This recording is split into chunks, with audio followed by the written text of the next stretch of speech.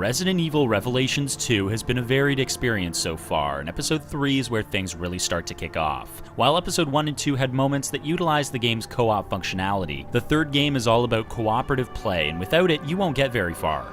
And unlike the latter half of the previous chapter, which saw Barry and Natalia retreading Claire and Moira's steps, both campaigns feature a much more individualistic route throughout the game. The plot picks up with Claire and Moira exploring a derelict meat processing plant on their way to the Overseer's Tower.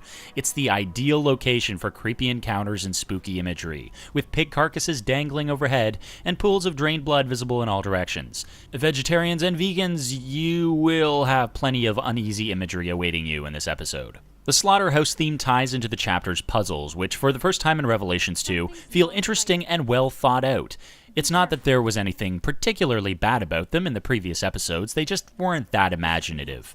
This time you can expect to feed pig carcasses into a mincing machine to overload it and force out a key item, avoid lasers to get across a room by using Moira's torch to reveal the correct path, and fool a retina scanner with the aid of a glass eye. A later section sees them taking separate paths through an exploding factory, and rather than coming across as a foul-mouthed and sarcastic pain in the ass, Moira really comes into her own. The pair both need to take it in turns to shut off gas leaks so the other can progress, giving credence to the game's co-op engine and making it feel like an essential part of the experience rather than an item-gathering convenience for the first time. You really get the sense that they're relying on each other to survive, and the story reflects that brilliantly. There are a couple of good twists toward the end of the episode, and we really get an insight into what happened during Moira's past to make her the way she is, and what drove her and Barry apart. The reliance on your partner carries over into Barry's campaign, where Natalia's assistance becomes invaluable. Her ability to squeeze through narrow gaps and access areas Barry can't during puzzles becomes an essential survival tool, and it's hard to see how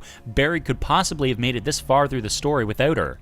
At one point, he needs her to turn a series of wheels on a higher platform that open gates standing in his way, but she can also make Barry's life easier by pushing explosive tanks onto the platform below, allowing Barry to lure enemies near them and take them out in one fell swoop by shooting the tank. It's well thought out and a great example of co-op teamwork done right. Barry and Natalia's campaign does seem to drag a bit this time and never matches the exhilarating heights of Claire and Moira's segment.